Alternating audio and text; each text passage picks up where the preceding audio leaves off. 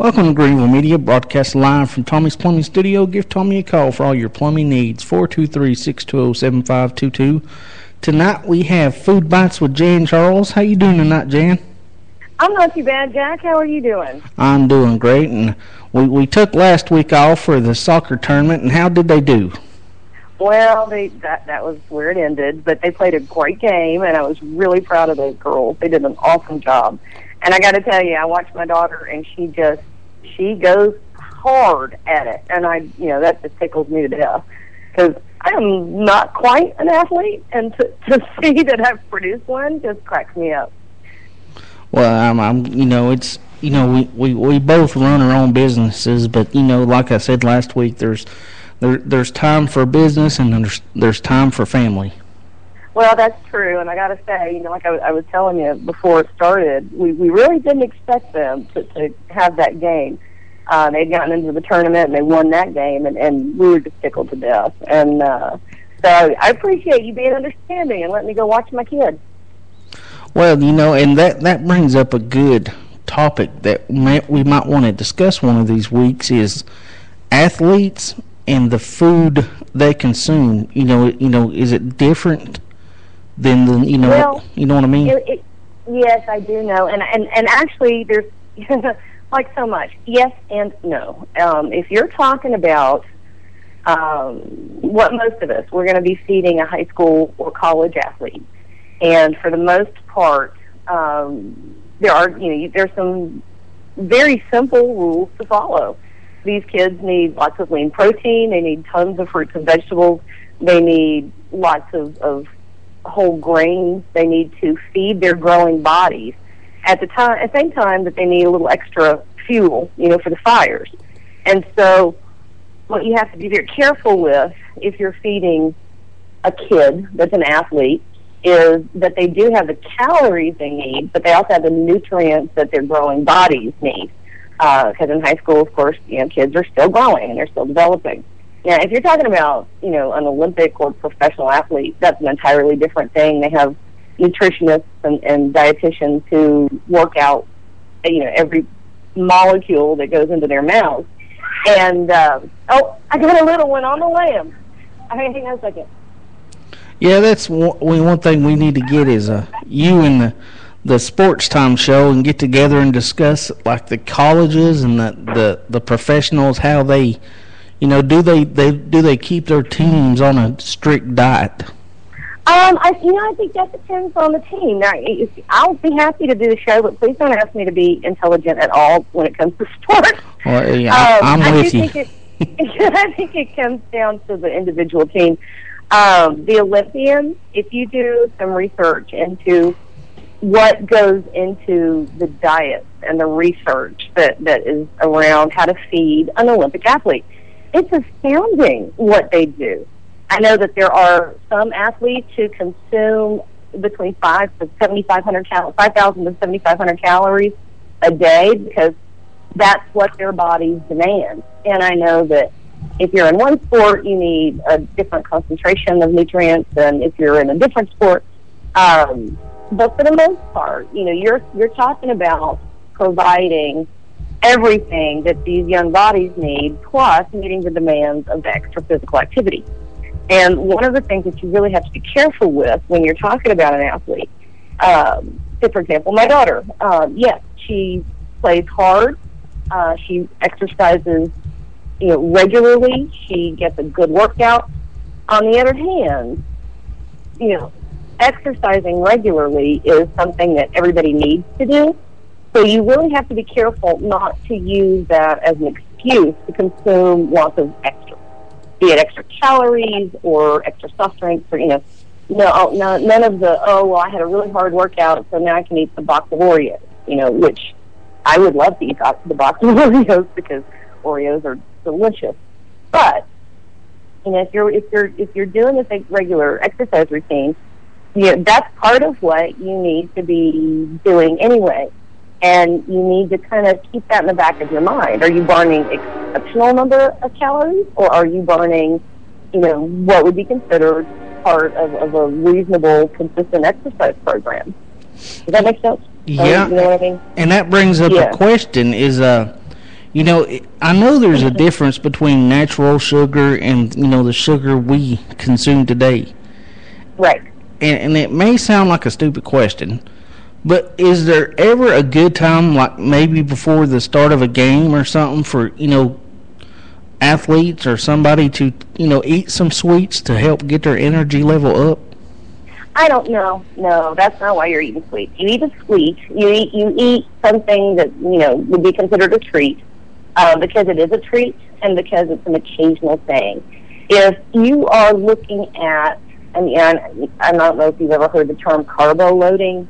If you're looking at getting your energy at the correct level for a particular event, say you're doing a soccer game and you need to make sure your energy level is right, then what you need to do, instead of dumping in lots of processed sugars, what you need to do instead is to fuel yourself with a lot of complex carbohydrates at the right time, so that your body can make use of those sugars and that energy. And you're talking about whole grains and lots of fruits and vegetables. Lean protein is another good one. So you want to really stick with a conscientious diet. And I'm almost making myself sound way stricter than I am. But when you're fueling up for an event like that, the last thing you want to do is give your body the insulin dump and the sugar spike and then the sugar crash, because you can't control when the crash and the spike happen. So you could be in the middle of the game and you want to lay down and take a nap. So there are far better ways of doing that. Instead, before your game, make sure that what you're fueling up on is a whole grain pasta and lots of vegetables to go along with that. Make sure that you're well hydrated. Hydration is a biggie. And when I say hydration, that doesn't mean you get the excuse to go load up on Gatorade or energy drinks or sports drinks. All right. Let me stop you there. Because that was the question I was coming to you next, okay? You see the commercials, rehydrate Gatorade and all that. During a game like that, is that better for you than water? How close to dehydration are you? I mean, most of the time it's completely unnecessary. What you're doing is giving yourself a bunch of calories that you don't need, and unless you are, if you're sweating at the level that the people in the commercials are sweating, where literally you could take your clothes off and wring them out, okay, there might be some benefit to the electrolytes and the salts that are in one of the sports drinks. But for the most part, if you keep yourself well filled with water, then there's no need for anything else. And it's not only that you don't need it, there's stuff in there that your body can't use, in addition to the extra calorie load and all the sugar. Now, and you don't need it. Now, it was developed, Gatorade, this is kind of funny, Gatorade was developed as a way to rehydrate Georgia, I think it was University of Georgia, maybe? I think it was Florida. I probably have it wrong. But I think it was Florida. Florida. Yeah, Gators. I should have known that. It was developed as a way to rehydrate these football players in the middle of a Florida summer. So you're talking about a tropical, subtropical heat, and these guys are out on the field in full gear, working out twice a day. Yeah, that might be where you want to think about some Gatorade. But for the most part, even in the middle of regular exercise, you just don't need it. Now, I think I think it's incredibly clever marketing. It really is, and we want to think of ourselves as that kind of athlete. I would love to have an excuse to be out there, with the cute outfit and the hard workout. But really, stick with the water. You're really going to be doing yourself many more favors. Now you brought up, salt and losing salt, and if now a time or two, in my life, it's not a yearly thing or something like that, but I've actually craved salt. Now, is that your body's way of telling you that you've lost salt, or is that just in your head? That's your body's way of telling you that you've become used to it. and that it's one of your favorite flavors, and that you need to have some more because it tastes good. But no, you don't need it. Now, I have heard similar stories over, say, pardon me, people that have suddenly craved something that they don't normally ever eat. One example that I can think of is somebody craving liver, and it was because they did have an iron deficiency. Now, I don't know how anecdotal that is. However, if you completely cut out every type of processed food out there, every kind, then I would begin to think, all right, maybe you might need a little more salt in your diet. But salt is something that we have to really watch out for. I mean, it's in soft drinks, it's in cookies, it's in all manner of processed things, be it a salty snack or a savory snack. It's the main ingredient in, like, well, not the main ingredient, one of the main ingredients in packaged dinner. If you buy, the burger helper thingy, the level of salt in there is huge. It's so unlikely that you need additional salt that well, I can't even describe it. Now, if you're craving salt, it's because you like salt. I mean, seriously. Now, I haven't used salt until here recently, till I started doing my own cooking, thanks to you all, because I'll add a little salt to the mix. So, but there's been a time or two that I've actually craved salt, and I was sweating and didn't feel good, and took a little pinch of salt and ate it, and I actually felt better.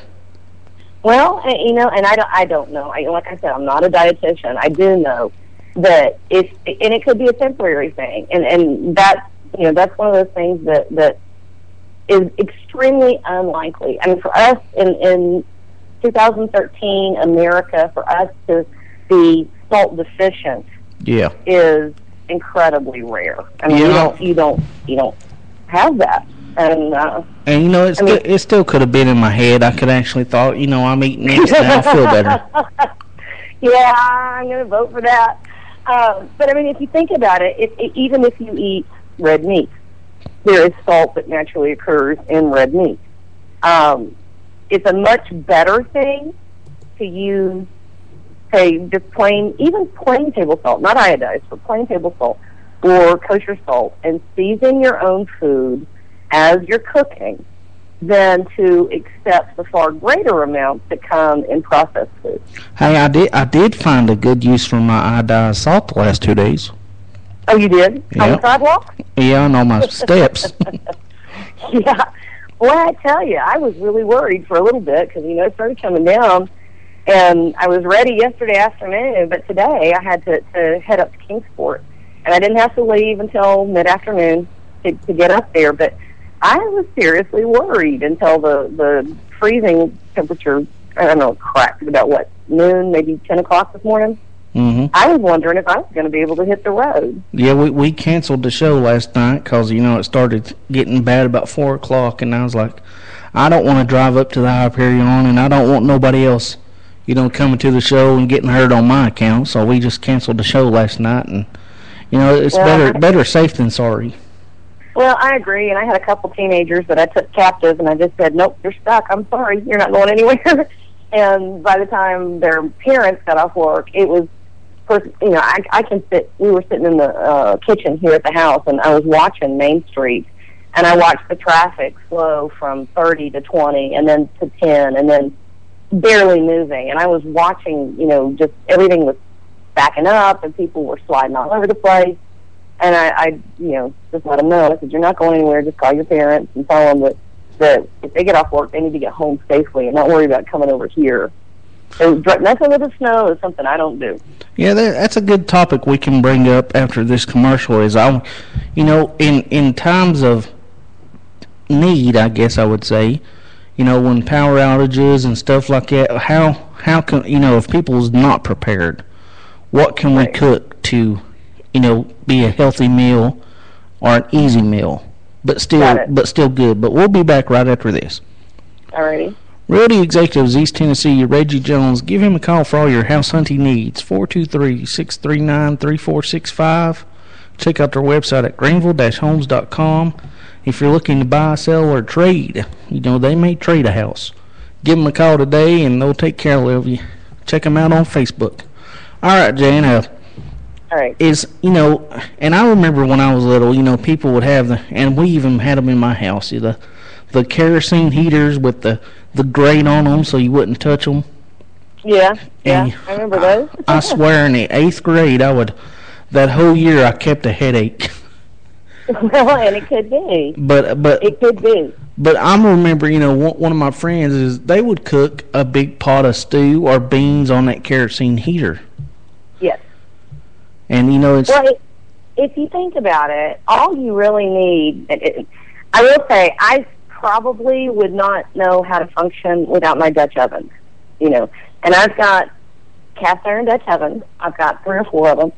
And I use them for everything. I use them to cook on a daily basis.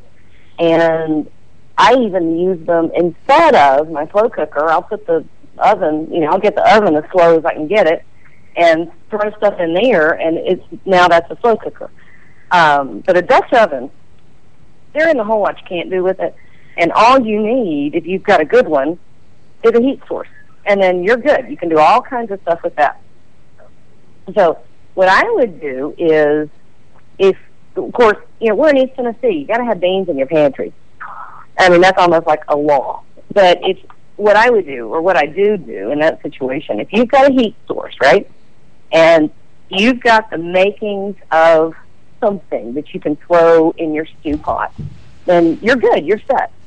And like you said, a pot of beans is perfect. You can do all kinds of stews with it. Because remember, a stew is nothing but low and slow. It just means that you have, stewing just means you've allowed the time for the food to come together slowly. You usually can develop some absolutely amazing flavors that way. And it really doesn't matter how, if you're using a kerosene stove, if you have a fireplace and you stick the Dutch oven, at the edge of your fireplace just until you've got a light simmer. You can make biscuits in it if you've got a Dutch oven. I mean, you can do soda biscuits or cornbread or whatever you name it. Dutch oven is your friend. So if you want to get ready for, some kind like last night, what if we'd lost power? Well, I've got a big old fireplace. Most everybody has some sort of heater or heat source or whatever. Now, I don't know that you can do it on an electric heater, but if you do have a heat source, you can have stuff in your pantry that you can work with immediately and have high-quality meals, even in the middle of a mess. So, I keep my pantry stocked with lots of tomatoes, lots of beans, lots of what am I looking at here? A lot of tomatoes and a lot of beans. I have very few canned vegetables, because you and I have talked about some vegetables are not as good canned and some are better frozen or whatever. Yep. So I have a few canned vegetables. I've almost always got green beans. I always have corn. So you take the contents of my pantry right here and you throw that together and you say, I have several different kinds of roasts in my freezer. And I don't buy stew meat. I buy the chuck roast and cut it myself. But right there, you've got beef stew. And then I've got every kind of bean you could ever think of. So I've got dried everything, from cranberry beans and pintos and northern beans and cannellini beans and chickpeas, you name it, I've got it. Now I wouldn't recommend anybody doing this, but even if times are, if it powers out and you don't have no heating source, if people would, and I want your opinion on this, Jan, is, if you've got a can of ravioli or something like that in the pantry, okay, and you've got a lighter in your hand, you could heat it up, with a lighter, the can. Yeah, you could. I mean, it's not practical, but it's possible. Right. Well, and actually, if you've got condensed soup or, like you said, ravioli or anything that is meant to simply be heated and eaten, those things are already cooked. Yep. So you don't even need to heat them. And actually, vegetables, baked beans, or all of those things, those are cooked. Those are done. They're finished. I'll be the first to admit that I open up a can beef ravioli, and we'll just eat it right out of the can. Wow, that's scary. I keep a little bit of that because, I've got teenagers, and I teach all of the kids to cook, and they're at different stages, of course, depending on their age. I was really proud of my 10-year-old today. Bladen was on stage with me at the Farm Expo. He was my sous chef. But that doesn't mean that, say, if I can't be home, that doesn't mean I want them, maybe the 10-year-old. I don't necessarily want him tackling the stove and oven without me home to supervise. So if I've told them, hey, you can't touch the oven, but gosh, Mommy's going to be an hour late, they have to have something that they can do for themselves. And so I keep a few cans, stashed in the back. Chicken and stars is a big one here. SpaghettiOs. Food of my childhood is SpaghettiOs with meatballs. So, I'm not saying don't ever eat those things. I'm saying that should be the exception. When we're looking at food, for the most part, if you're doing it every day, here's a problem. If you come in and your kid has it, once every couple of weeks when they get home from school, that's not a problem, I don't think. It better not be a problem, because that's what I do. Yeah. But yeah, just simple stuff of, those cans will take heat, and not reusable, but you could warm up a can like that if it got down to it. Well, yeah, and if you're gonna do that, though, you gotta keep. I've been on camping trips where you gotta open the top of the can. There's got to be a way for the steam to escape. Because if you try to heat a can of something without opening it, it's going to blow. The pressure builds up. Yeah, you're going to have an explosion. You've developed yourself a little pressure cooker. Yeah, There's no way for the steam to get out. Nowadays, we don't even, mostly for the most part, unless you get generic, we don't even need can openers anymore because they got those pop top lids. Well, of course, I buy generic, so I use one all the time. Oh, yeah. A lot of things do have pop top lids, and frankly, those are easy, and you don't have to mess with a can opener. On the other hand, it develops, when you pull it back, that can edge has a sharp edge to it. Yeah. And my daughter cut her hand pretty badly about a year and a half ago on one. So I have a can opener that actually uncrimps the top of the can, so that when you peel it off and when you pop that top off, there is no sharp edge anywhere. The metal has not been cut. Oh, I know what you're talking about. I seen those on a commercial years ago where it cuts the side of the can, right? Well, actually, it doesn't cut anything. If you look at the top of a can, let me grab one right here. You look at the top of a can with canned goods in it. The top of that can has actually, the top and the side of the can has actually been folded over onto itself, right? Yeah. So your seal is in that fold. Mm-hmm. And this kind of can opener actually uncrimps that fold enough so that the top will separate again, and there's no sharp edge. I remember years ago seeing one. Have one of those. I seen one on the infomercial years ago where it cut around the side of the can. Oh, really? Yeah, I'm gonna have to look it up and then send you a link to that. Well, no, we just had a can opener die. And it was one that I've used for some years now. And so I went searching for new ones.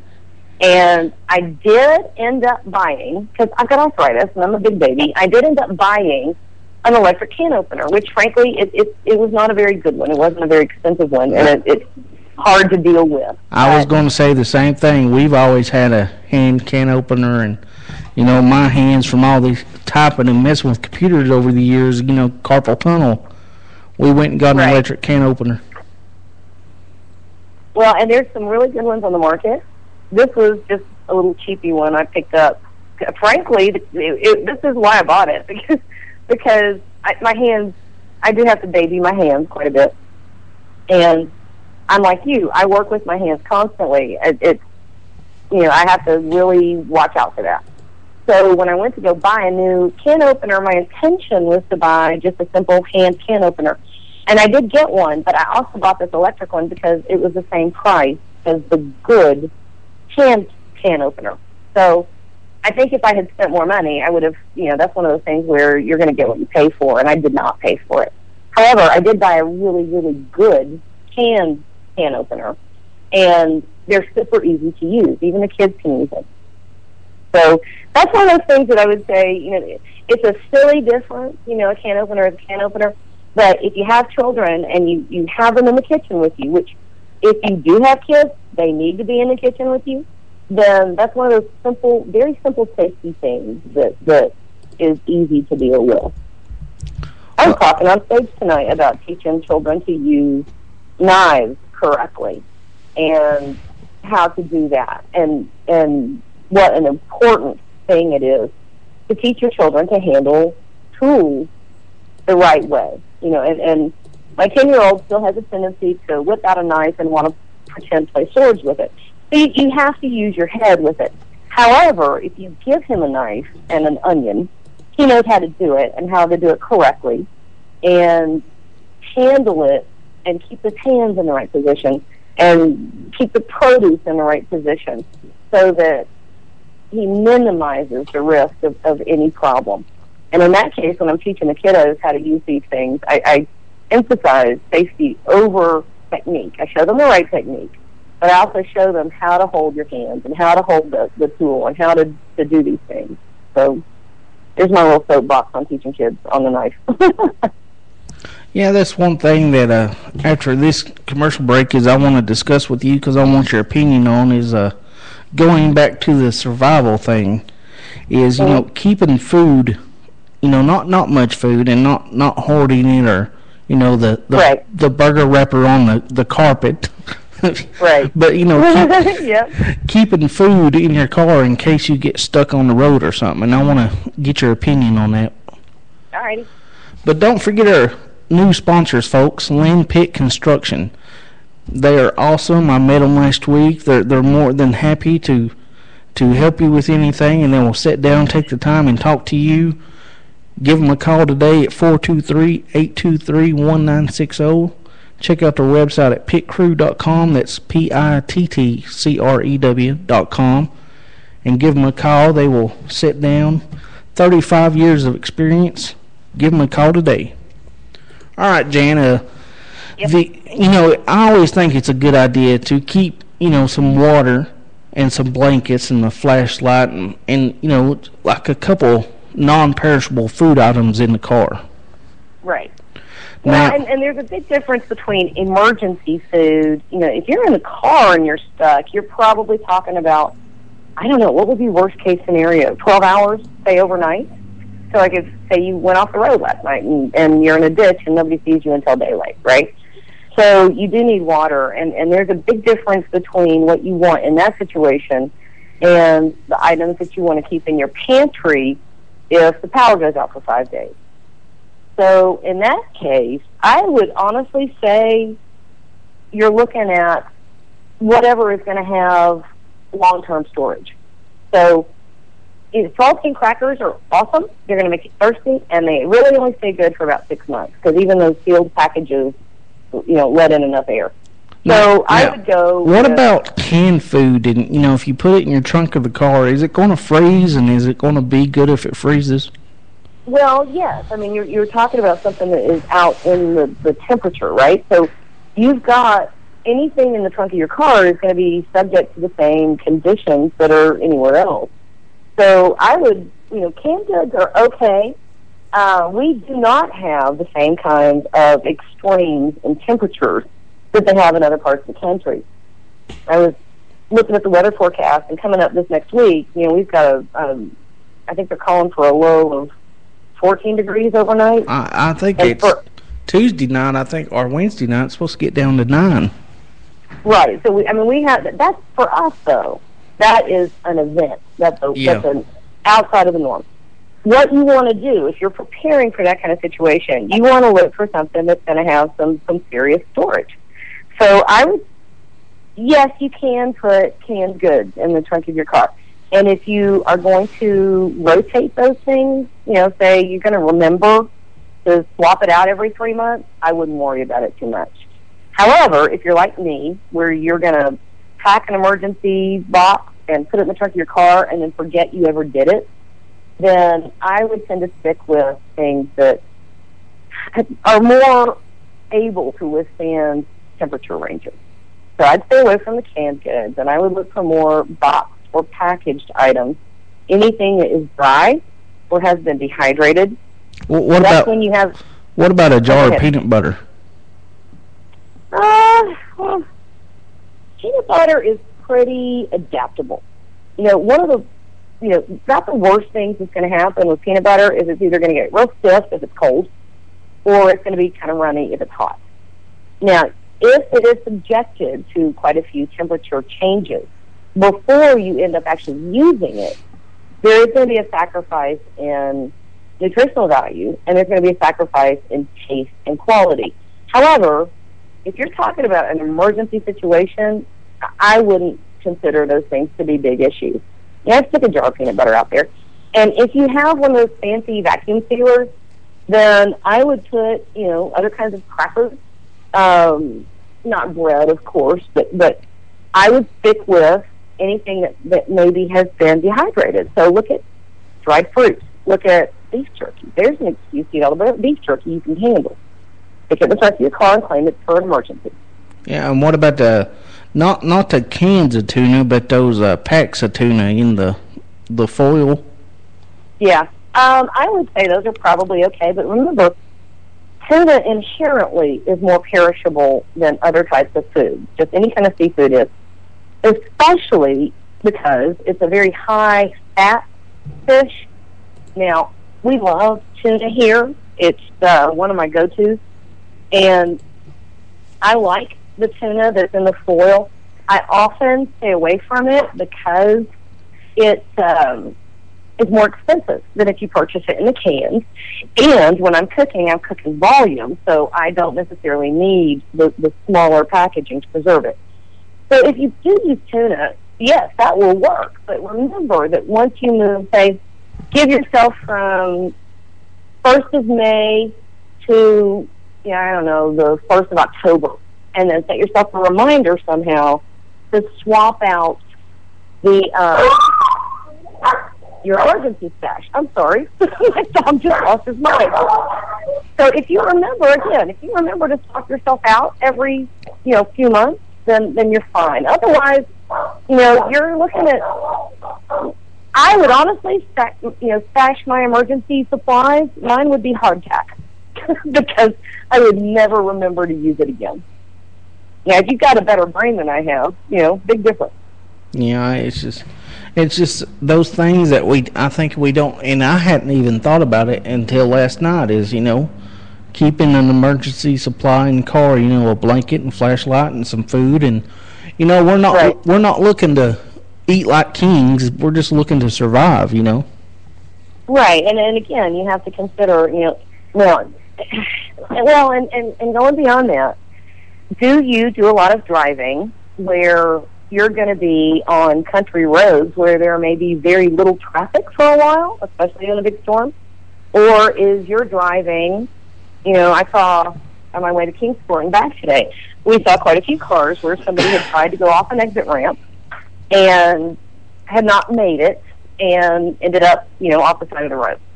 So where are you driving a lot? If you live on a more rural area, then you need to consider, that circumstance. And again,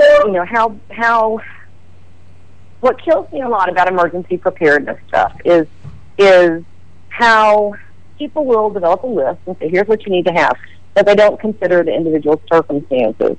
So if I put together an emergency box, mine would have to have enough for, up to 8 of us in the car. What if we were all together and something like that happened? What if, I'm on my way to one of these events, like today when I had the children with me? Realistically, where am I going to be if this kind of thing happens? On the other hand, emergency preparedness is about looking for unforeseen circumstances. So, that's one of those things. Find your balance, use your head, and keep in mind how you, as an individual, tend to do things. Now, this is a little bit off topic, and I want to know if you've heard anything about it, but, it's one of those conspiracy things is I've saw some people talk on Facebook about the government has made a new law that if you have more than 2 weeks supply of food in your house, they will consider you a prepper and fine you. That's crazy. Now I'm not saying it's true or false. I'm just saying I heard it. No, I've never heard anything like that, and that's kind of silly. I'm not even sure how to respond to that one, Jack. It's our government, as far as that goes, if you consider how the Department of Homeland Security has approached their advice over the past few years, well, since 9/11, consider how they have been on the forefront of preparing or offering advice or helping people to become prepared for events such as, Katrina or Sandy or 911 or, any of these things. The Department of Homeland Security says, you need to have an emergency plan in place. You need to have supplies on hand to deal with these things. So that would be kind of in the face of what they have been, actively working on getting people to consider. Yeah, they always talk about 3 days supplies, and I do not think 3 days supply is enough. Well, I don't either, but most people live in a more urban area than you and I do. I mean, we have our little town. 3 days here would probably be say Birmingham or Seattle or Atlanta. 3 days here or 3 days in one of those places would probably be pushing a limit, unless you do have something on the same scale as Katrina or Sandy. For the most part, what is practical in those areas would be 3 days. Here, I would consider a week to be, a minimum. And it's only because we do have a smaller town, and this is a less densely populated area. Yeah, and so one of those I would think and say would be that one of those areas that are not on a priority list to get to. I don't know about priority list. Well, I mean, like, but I didn't. If they're going to, I think they would try to save the major cities first, is what I'm getting at. Well, in that case, I would think, and this, of course, is just my opinion. It's what I think. I don't have a clue, really. I would consider it, in any situation like that, they're going to be working to do, the biggest bang for the buck. So if they're going to be restoring power, so you've got a big area and everybody's out of power, you're going to restore the power, that's most practical. So if you've only got one line down, that's different than if an entire power plant is out. So they're going to go with what is simplest to fix. They're also going to balance their time and resources with what's going to be doing the most good for the most people. Yeah. So, yeah, I think that might be what you meant, right? Yes. Something like that? Okay. Yeah. But, if you're talking about something like that, if you're talking about, emergency preparedness as far as that goes, I keep a stocked pantry. And for the most part, I rotate this stuff in on a fairly frequent basis. And I consider what can be prepared quickly and easily with a minimum of fuss or resources expended. That's the way I cook anyway. And I'm going to be concentrating a lot of the calories that my family consumes. We do a lot with whole grains, be it pasta or rice or barley or oatmeal or, all of these things are whole grains. And I have large stocks of those. I do have a few things in the freezer, but for the most part, when I have preserved fruits or vegetables, they're going to be dried or they're going to be canned. And that's just how I keep my pantry stocked all the time, because you can pull out a meal from those things, a really high-quality meal, in no time, and it doesn't matter if you've got a fully stocked functioning kitchen or if you're having to deal with a Dutch oven and a fireplace. So some of that, I think, is simply how you approach food. Now, if you don't do that, then honestly, say my brother has an apartment in Knoxville, my advice to him would be to make sure you have a little butane burner, a little hot plate that you can fire up with a little Coleman thingy. You have that, and then just go ahead and stick some ground turkey or ground beef or something in the freezer, and make sure you have hamburger helper for a few meals. Because all you're talking about there is for him to survive, and he's feeding just himself. For me and my family and the children, if we're going to get through, the same types of situations, I need to have a larger stock. But that's part of thoughtful eating and thoughtful meal preparation and preparedness on a day-to-day basis. All right, now, I know we've danced around this question, but did you ever watch the show? And I don't think they have it on anymore, on TLC, Extreme Couponer? Yes, I have seen it. Now, I have seen it, and I was actually fascinated. Oh, I loved it. Well, I do, but I want you to see if you can find it on demand or see if you can find it on YouTube. And I have experimented with couponing on my own level, what I would need to do. And I have to say, I gave it a solid 3 months of couponing on that level. And there's several things that I want to throw out there.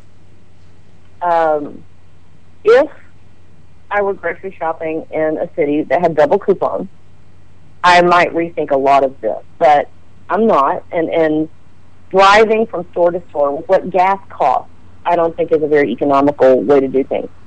Secondly, in order to get the number of coupons that I personally would need to purchase and the volumes I need to purchase, doesn't make sense. It was something that really didn't work. Now, do I keep an eye on the sales and the circulars? Yes, I very much do. And the first thing I do when I walk into a grocery store is I pick up the sales circular for that particular week, because there will be things in that circular that I don't notice walking the store by myself. However, for the most part, coupons are for a lot of processed foods that we don't eat. And it's difficult to find coupons that apply to the way I want to feed my family on a regular basis. So the lifestyle that they promote in extreme couponing, which honestly, a lot of those women, a lot of those people got on there and they said, oh yes, it's a full-time job. Well, I have a full-time job, and on top of having a full-time job, I have 7 children. I have enough. I don't need another full-time job. And when I tried it, and when I experimented, and when I looked at it, it just did not make sense in my particular circumstance to try to do that on a regular basis. I will use a coupon if I have one, but I found it was far more cost-effective to try to cook the way I cook and to shop the way I shop, which is I do watch for sales. I watch for promotions. When something's on sale, I will stock up on it. But you have so many factors that go into it. How much can you store? How much real estate are you willing to devote to stocking up on 50 kinds of deodorant? It was just simply not something that worked for me and my family. There are plenty of people out there, though, that have different circumstances, and I think it could work very well for them. I'm not one of them. I'm just not one of them. Yeah. Now, I think if you want to really save as much as you can on your grocery budget without going crazy, without spending, $100 on printer ink, printing internet coupons, and without driving to Knoxville or Johnson City or Asheville in order to capture, the deal, quote unquote, the deal. If you want to do those things, then my suggestion and my advice is this. A, first and foremost, pick up your circular. When the circular comes out, get your paper and get the advertising circular. 2, plan your menu for the week. And yes, that means you need to sit down and figure out what are you going to cook for the different meals. How are you going to utilize the food? But take the things that are on sale out of that circular and plan your meals around those things. And Well, this is a good example. Food City had chicken leg quarters. You know what I'm talking about, where it's the thigh and the leg attached. Yep. It was a 10-pound bag. It was 59 cents a pound. Normally, I buy whole chickens and cut them up myself. However, that's anywhere between 79 to 99 cents a pound. If you keep your eye on it, that's what you get it for. But this was a promotion, and I bought several 10-pound bags of these leg quarters. And when I got home, well, first of all, I'm going to be using one of the bags when I do, I'm going to make a coq au vin. I'm going to translate a very classic French dish into something very easily doable, East Tennessee style. I'm going to do a classic coq au vin at the food show tomorrow. I might do it Sunday. But I'm doing a coq au vin. So one of those is going there. The second place I used it was in Pakaliki. Do you know what that is? It's a Scottish, it's a Scottish chicken stew with, the cock was for an old rooster, and the leeky was for leek. So you're talking leek, potatoes, onion, chicken. Super simple, absolutely basic, and incredibly delicious. So I sat down and I said, okay, well, I've got so many pounds of this chicken. How am I going to use this and really stretch the dollars as far as I can go? So one bag I brought home, I divided it up into 2 5-pound batches. I set it in my freezer. One's going to go for the food show. One, I have a huge batch of kakaliki in the refrigerator. And when I got home from the food show today, or the farm show today, that's what my boys had been eating, was this homemade chicken stew that I had made. So if you're going to try to go after saving ultimate dollars, the best way to do it, in my opinion, here where we live, is to truly think about what you're buying. Because I could go, and I'm putting air quotes around save, I could go save, $300 tomorrow. But in order to save it, I would have to spend it where I don't think my dollars are going very well. It would be on prepared foods, it would be on a lot of canned goods, on a lot of very high fat and salt and sodium and sugar things that have items in them I don't really want my children consuming on that amount. And in order to do so, I would have to take time away from activities such as being with my kids or, spending time on the articles and the recipes and videos and stuff that generate an income for me. So it's a trade-off. We've talked before. You're going to pay for something somehow. Yeah, it's you may save money, but time is also valuable. True, and one of the things that was my big fat resolution for 2013 was to figure out where I was actually being smart with my number one commodity, which is my time.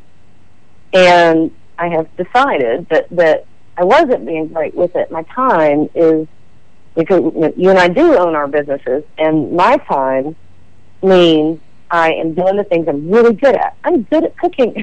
I'm good at, I do the camera thing. I'm good at presenting. I'm good at teaching. I'm good at writing. Well, I'm good at eating. So if you need a taste tester part time, holler at me. You need to bring your family to the Farm Expo this weekend. The where? To the Farm Expo in Kingsport. Yeah, well, tomorrow's a big day. We're going to my niece's birthday party and going swimming at the Y. Are you? Yeah. Well, come up, guy. Now listen, tomorrow I'm on stage at 11 and again at 4:30, and I have one of the coolest, little-known tricks on the planet to pull out for tomorrow. Okay, and then on Sunday I am on at 2:30 and again at 4:30. So I've got all kinds of stuff coming out. So, and plus, it's just plain fun. I took, let me see, 1, 2, 3, 4, 5. Had 5 children at the Farm Expo between the ages of 3 and 15. And we were there for 3.5 hours. And they were very well entertained on their own. Of course, I kept an eye on them, and they had a team up and buddies with them. But anybody from the 3-year-olds to 15-year-olds, everybody was happy at the Farm Expo. There's a lot to see and a lot to do up there. All right, I want to go back to one thing where you said making the food go longer and last longer, and it just popped in my head for some reason. But I remember watching a show on, you remember watching Roseanne, don't you? Oh, Lord, I never watched it, but I remember when it was big. Yeah, and, well, I just happened to, I think the other day is when I saw the show. I leave the TV on while I'm doing work on the computer at night. And they had, she mentioned something about putting cornflakes in meatloaf to make it bigger. And I just had to throw that out there. Well, now listen, meatloaf, okay, we got two kinds of meatloaf, okay? We have meatloaf that was developed because it was delicious, and that's the kind of meatloaf, if you watch the cooking shows, sometimes when they're doing meatloaf, you will hear people say it's a classic meatloaf mix. And they're talking about equal parts veal, ground pork, and ground beef, right? Ground veal? Really? When's the last time you saw any kind of veal in a grocery store around here? Never. No. Now, ground pork, yes, you can find it, especially if you go talk to your butcher. Say you're at Ingles or Food City or whatever, and you say, hey, look, I need ground pork, or if you call ahead and say, can you get me some? You can find ground pork. But a classic meatloaf mix, that's when the meatloaf was developed for nothing but flavor, right? Yep. Now, you and I didn't grow up with that. What we grew up with was the meatloaf that came actually after the Civil War and then had a rebirth during the Depression. And this was never an economically wealthy part of the country. We had a lot of people that had to make do with very little, right? So meatloaf here meant an inexpensive cut of meat, the least expensive cut of meat at the time. And ground beef is now, because people have discovered how many things you can do with it, it's not the least expensive cut of beef anymore. But for a long time it was. And what the mom would do, and this is what my grandmother would do, she would take a small amount of meat, and she realized that you could put all this other stuff in it and vastly expand how far that amount of meat would go, right? And still make something delicious. And I think that's the coolest thing about how people cook in our Appalachian South, right? We have this tiny little bit of something, and by God, we're going to make it as fabulous as we can. Now, my grandmother did it by adding a lot of really fabulous aromatic vegetables, and she would use celery and garlic and onion and pepper, and that would keep the moisture in the meat, right? But she also added a lot of oatmeal, and here, a very traditional meatloaf has oatmeal in it instead of breadcrumbs. But breadcrumbs or cornflakes or oatmeal or any kind of grain, that's how the meatloaf gets expanded.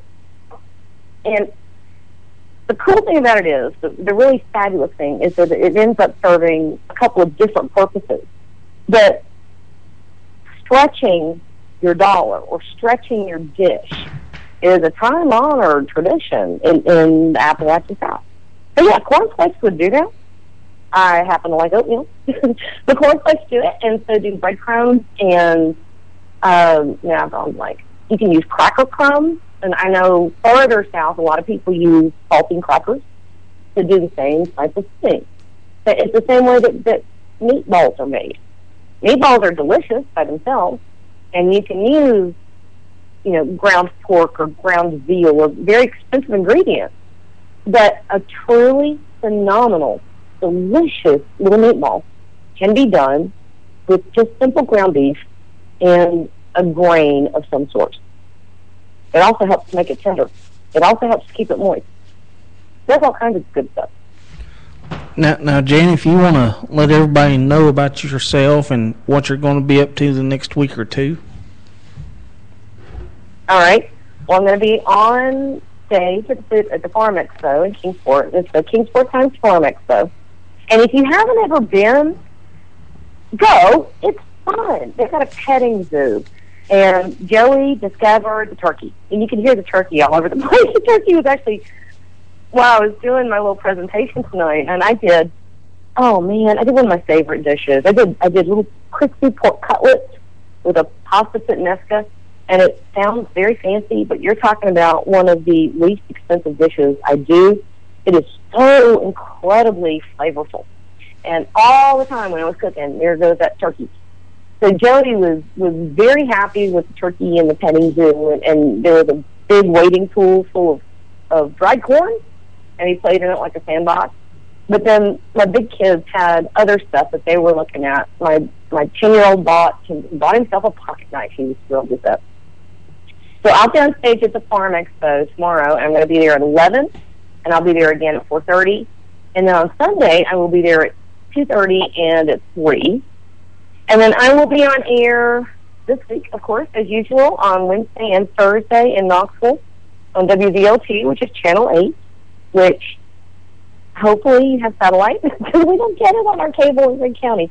You do if you're in Bulls Gap or Morristown, you can get it. But I'll be there as usual, and I may be there Friday. I'm not entirely sure. But one of the dishes I'll be taking this week is going to be the kakaliki, which is another thing that I love to do. You know, it's my whole philosophy. How do you get the most flavor and the most nutrition out of simple, inexpensive, easily accessible ingredients? And how do you make fabulous food on a budget when you've got no time and no money and no nothing? I mean, it can be done. It can be done. That's what I'm doing this week. Well, you got a busy week ahead. I do have a busy week ahead, but you know what? It's going to be fun. I always enjoy doing that.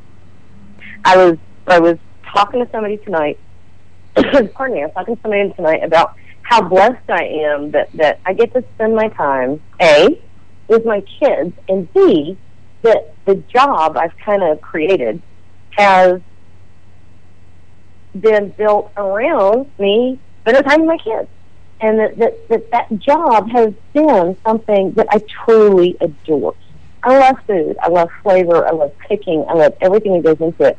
The history, the nutrition, the processes, the techniques, all of that. And that's how I get to spend my time. And I feel like I've got the most awesome, amazing, incredible job ever. Now, do you think you'll ever retire from cooking? No. Why would I? Well, I mean, that would be no fun. Why? Well, I mean, we'll throw out one of those what ifs, okay? All right. You remember? I don't know if you saw this. The whole joke about I was surfing the web, but I finished it. I don't know if you ever saw that commercial. I was online, but I finished it. I feel that way about food. I will never know everything. There is always something else out there. There's always an ingredient. There's always a technique. There's always a dish. There's always another culture. There's always something to explore and something to taste and something to celebrate. And I hope I never get done. I hope I never, ever, ever get done. Now, where's the fun in that? Now, what if you ever won the lottery, and would you ever hire people to do cooking for you? No. I would hire a maid. No, actually, I would hire 2 or 3 maids, and I would hire a nanny to... No, not a nanny, because I like doing the kids myself. I would hire a chauffeur to go drive around and do all the running. But I would, if I had the lottery, I would spend my time exploring food, and I would spend my time playing with my kids and probably doing both together. If I won the lottery, I would have a tour bus, and we would start in North America, and when we got done, I would ship the tour bus to the next continent, and we would just keep going. Hey, how about this week? How about next week we do if you want to, we'll do a show on exotic foods. Ooh. Okay. Now, are we going to do exotic foods that are hard to get, or are we going to do some of the exotic foods that have started showing up around here that I think people need to discover? We'll do a little both, something that we as, Tennesseans don't really know much about and may love to eat. Well, I got to say, I got my favorite one. I can set you up right away, because my favorite one is going to be fish sauce. And I know it sounds gross, and frankly, if you think about it, it is gross. But you can get it here now, and it is one of the most beautiful little ingredients that you have ever found. Well, we can do that. I'll do a little research myself and look at a few things, and we'll have a great exotic food conversation next week. I agree. And if you find anything real weird, you gotta tell me first. Yeah, maybe then I don't get on air and I go, what? I've never heard of that. Some of those cockroaches on a stick, maybe. No, but thank you. Well, I want to thank everybody for tuning in, and don't forget tonight at 11 o'clock our new show called Conspiracy Conceitor. But this has been Food Bytes with Jane Charles. And Jane, do you have an email anybody can email you for questions for future shows or to follow up? Actually, it's really easy. My website is thrillbillygourmet.com, and then you can get me at either Yahoo or Gmail with the Thrillbilly Gourmet. So it's the Thrillbilly Gourmet at yahoo.com or at gmail.com. And you can get me either way. Plus, I'm always on Facebook, and I'm the Thrillbilly Gourmet on Facebook, and I'm on Twitter. Oh, that's not, it's just Jane Charles on Twitter. But you can get me at any of those places. Well, yeah. And I love questions. I love sparking the creativity. I love helping people when they get stuck. Yeah, if you got a question for Jane, send it to her in an email and for a future show, or to ask her a question about what we discussed tonight. That's right. Bye, everybody.